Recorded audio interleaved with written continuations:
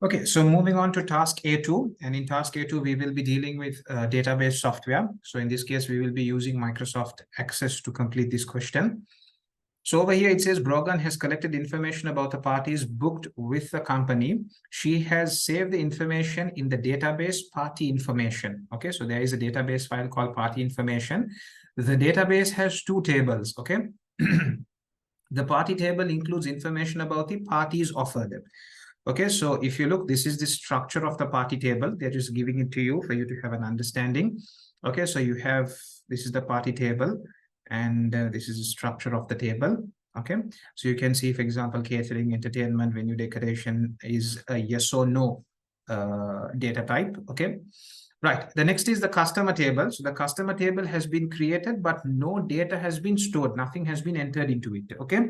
And this is the structure of the customer table. Okay.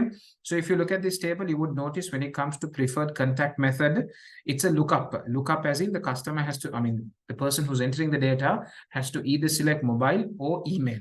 Okay. One of these values has to be selected. Okay. Right. Moving on. It says over here, open a new word processing document, set the orientation to landscape, enter task A2, your name, candidate number, and center number in the header, and save the document as task A2. Okay, so let's do that. Let me first close these. I don't need these anymore. So Photoshop, we don't need. PowerPoint, we don't need. Okay, and task A1 also I don't need anymore. Let's close it. Let's free up my RAM. Let's go into my folder and let's right click and say new Word document, and it's supposed to be called task A2. So let's open that up. And the first thing they told us was the orientation should be landscape. So right now it is portrait. We are supposed to make it landscape. So we come into layout, we come into orientation, and we make it landscape. Okay. And then in the header, we are supposed to type task A2, name, candidate number, and center number. Okay, so the header is also done. The Word document has been created. Let's close the header and footer, and let's come back over here. Brogan wants you to use a form to add extra parties to the party table.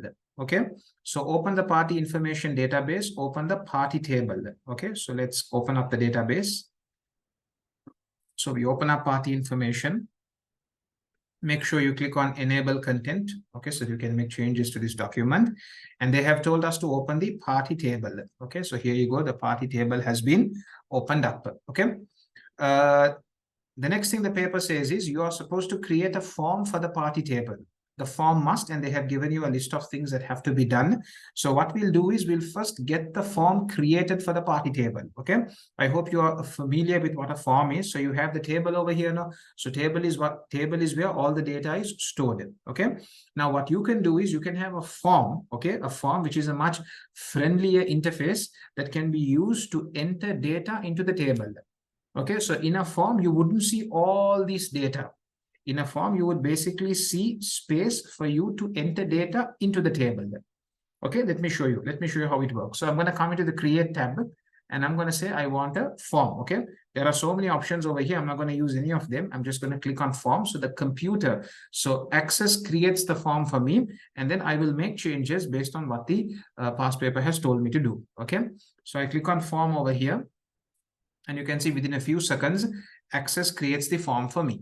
Okay, now do remember, for a form also you have multiple views. You have form view. So form view is the view that you will use to view existing data in the party table. So data that is already in the party table can be viewed in the party form using the form view. Okay, and you can also use the form view to enter new data. Okay, so right now we are in the first record of 20 records. Okay, the party table has 20 records, as you can see. So right now we are in the first record. You can click on next and go to the second record, the third record. And if you want, you can also add a new record. So when you add a new record to this form, it will automatically get saved into the party table. So how do you add a new record? If you come to the bottom, can you see you have an arrow with a yellow color star? So when you click on that, you get a blank record. You get an empty form that you can enter a new record. You can enter new details into. Okay, right. Then you also have layout view. So layout view is where you want to make basic formatting changes to your form. Say you want to change the title, you want to change the font of the title of the field headings, you want to, for example, put a few buttons. Okay, if you want to make any simple formatting changes, you can do it in layout view. If you want to do any advanced changes, you can go into design view. Okay, so what I'm going to do is I'm going to remain in design, because everything that, or not everything, almost everything that you can do in layout view can be done also in design view. So I'm going to remain in design view. Okay, right. What is the first requirement? They have told me to include a serif font for the title and for the field headings. So when we say serif font, we are talking about a font that has pointy edges. So if you look at the font right now for the title, it is a serif font. It is a font that is having pointy edges. It's using Times New Roman, and Times New Roman is known as a serif font. It's a font that has pointy edges. Okay, so the title is done. Also the field headings, which are these are also having pointy edges. So this is also a serif font. Okay, so that's done. Okay, you don't have to change it. It's already done for you. Okay. Moving on to the next question, it says, be customized so that the field headings have a 2-point border. The field headings, these headings should have a 2-point border. So when you click on the first heading, on the right-hand side, there should be something called a property sheet. If you do not see it, if you do not see that property sheet, you can come to the form design and you can enable it. So when you enable it, you can see the property sheet appears on the right-hand side. So whatever field you click on, its relevant properties will appear on the right-hand side under the property sheet. Okay, so right now we are only going to focus on one property, which is the border. Okay, we want this border to be 2 points. Okay, so if you look on the right-hand side and if you look carefully in the property sheet of party ID, you can see there's something called border width. Okay, you can see there's something called border width, and right now it is hairline. So we're going to click on it and we're going to say we want it to be 2 points. Okay, we want it to be 2 points in thickness. Okay, so now when you come into form view, can you see the difference? Can you see you have put a 2-point border for party ID? So you need to do the same for the remaining column headings as well. Sorry, for the remaining field headings. Okay, so instead of doing it individually one by one, it would be much better if you can select them all and then change it just once. So I would click on this, I would press on the shift key and then click on the other field headings. Okay, there you go. So now all the other field headings have also been selected. Okay, now I would come into the property sheet. I would come into border width, and instead of hairline, I would say make it 2 points. Okay, so now all the the field headings are having a 2-point border, right? The next requirement it says is include an automated date and time. Okay, so that's very, very easy. You simply come to a form design, and over here you have the date and time option. Okay, over here you have date and time. You just click on it. The computer asks, do you want the date? Do you want time? So the question paper said both should be there. Date and time should be there. So let's go ahead and click on OK. So you can see your computer has inserted the date and time on the top next to the title. Okay, that's where it's going to appear. Okay, the question paper hasn't specifically told us where to place it, so you can keep it wherever it appears. Okay, and then the next question, the next requirement is that include an option to save each record. Okay, so there has to be a kind of a button over here, which when clicked will save the form. Okay, so right now you can see we do not have enough space for a button, so I'm going to create space. So the form footer, I'm going to pull it somewhat down so that I have space over here to put a button for saving. So when you come into the form design tab, over here, the fourth tool is a button tool. So you can take that button and you can draw it over here. Okay, as soon as you draw it, your computer gives you categories of buttons. So record navigation, record operation, form operation, gives you so many categories. If you go inside record operation, you have the action of save record. Okay, I hope you can follow with me. If you go inside the category of record operation, you have the action of save record. Okay, so you click on next. And the computer asks you for this button, do you want text or do you want a picture? So we're going to go with the picture. What picture? Check mark or save record? I'm going to go with the save record button with this picture. Click on next. So the computer tells you the name of this button is command 31. That's all right. And you can go ahead and click on finish. Okay, so as you can see, the button has been created for you. Okay, so let's make the button a little bigger and maybe keep it in the center somewhere over here. Okay, something like this. Okay. Right. The next thing it says is save the form as party_form. Okay, so let's come and click on save. And we are supposed to save it as party_form. And we click on OK. So on the left-hand side, I can see my form. If you cannot see it, you may have to click over here and say show all access objects. Okay. The next thing the paper says is take a screenshot of your form in design view that show you have set a 2-point border for all field headings, includes an automated date and time. Okay, so you have to take a screenshot that shows both of those. Okay, so I'm going to click on party ID, and this 2-point is visible. Okay, and date and time is also visible. So I'm going to take a screenshot over here, Windows Shift S, and I'm going to take a screenshot from here. I'm going to come into Microsoft Word and I'm going to paste it. Okay, so they haven't asked us, but let's draw an arrow and show what we have done. Okay, so I can draw an arrow from here to here and put a text box here and say enabled date and time. And then I can draw another arrow over here to talk about the border, 2-point border. Where is it? Oh, I think I clicked on the wrong part. Okay, I think I'll do the screenshot again. Let's delete it.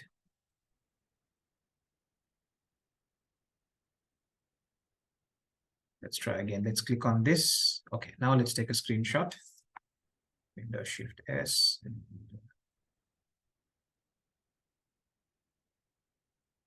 Okay, so insert shapes. Let's draw an arrow from here to here.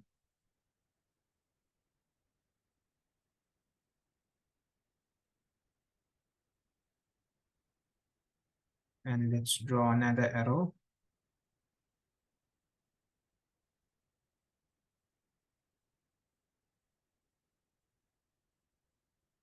Two-point border for all field. Okay, so I have clearly shown, labeled, identified all that has been done. Okay, so you can see this is how I got my screenshot. Okay, right, moving on then. Moving on, I hope you're able to follow. I hope it's making sense. We have pasted screenshot. We have to resave task A2. Let's go back and resave it. Okay, and let's move on to the next question. Okay, so in task A2B, it says Brogan wants a list of parties that are booked for 2024, have more than 50 guests, have paid a deposit. Okay, you're supposed to create a query on the party table to produce the list. Okay, you have to save the query as 2024_query. Then you have to take a screenshot. You have to paste a screenshot. You have to resave. Keep in mind, guys, the list must only show these fields. What are the fields? Party type, party date, customer ID, number of guests.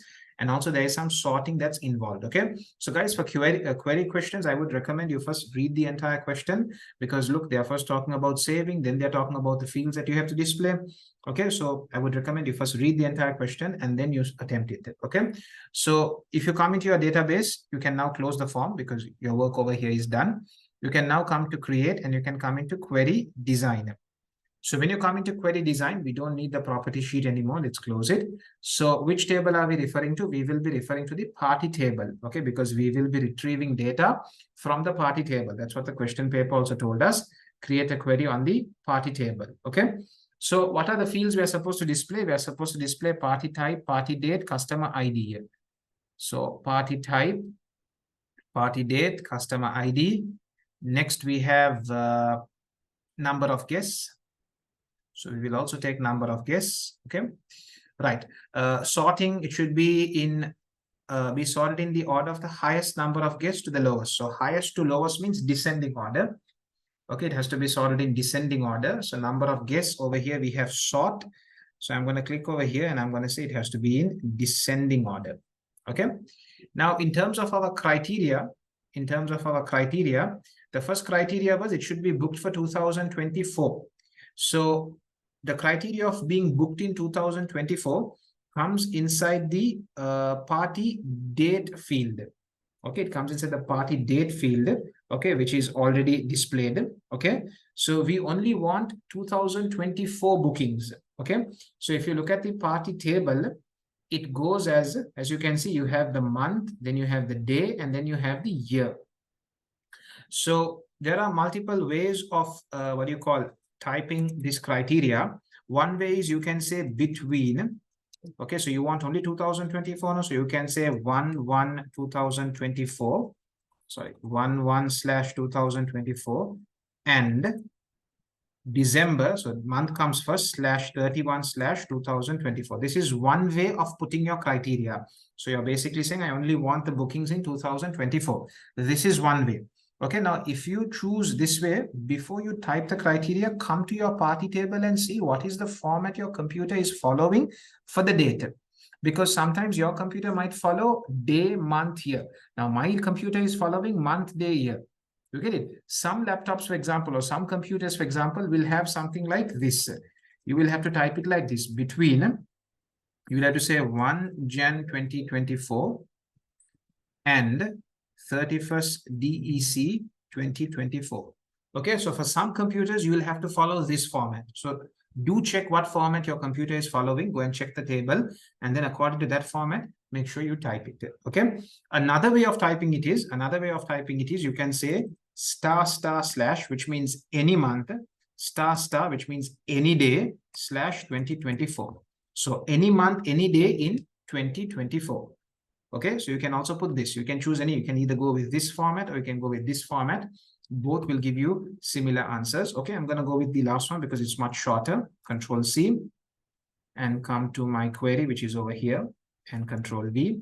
Okay, so any month, any day in 2024. Okay, so the first criteria has been fulfilled. The second criteria, it should have more than 50 guests. So more than 50 guests comes inside the number of guests field, which is over here.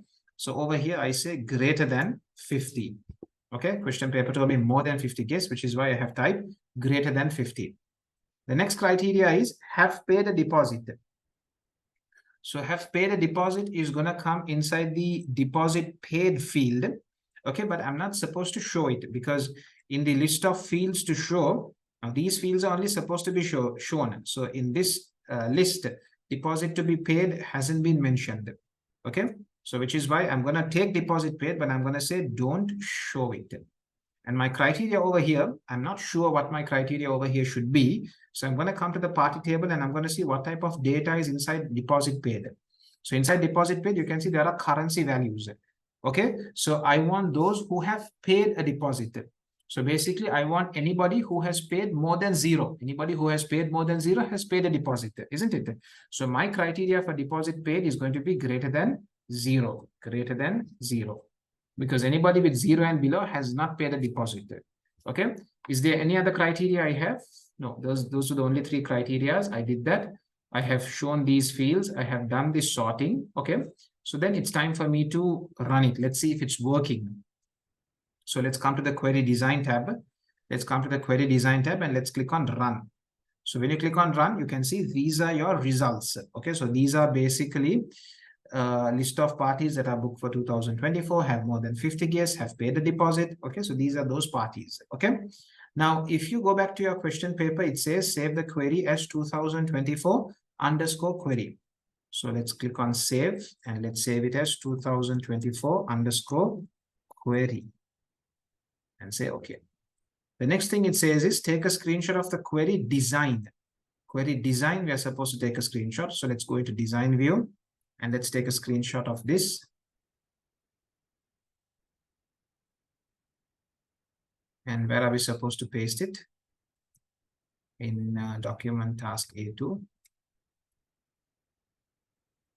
Okay, there you go. Screenshot has also been pasted. The next thing it says is resave task A2. So let's resave it.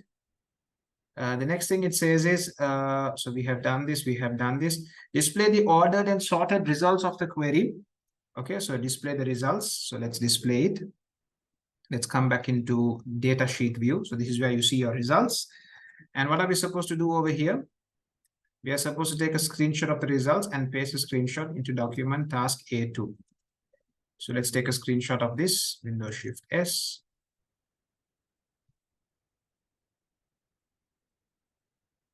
And let's paste it. So screenshot has been pasted. The next thing it says is resave task A2. So let's resave it. And yeah, so with that, we have come to the end of task A2. Okay, so next we move on to task A2C, where there is another query to be created. Okay, so this second query, we'll create it in the next video. Okay, so I hope up to this point you're clear, you don't have any problems, any doubts. If anything, you can drop a comment or you can email us at the itlab.lk@gmail.com. Okay, see you in the next video.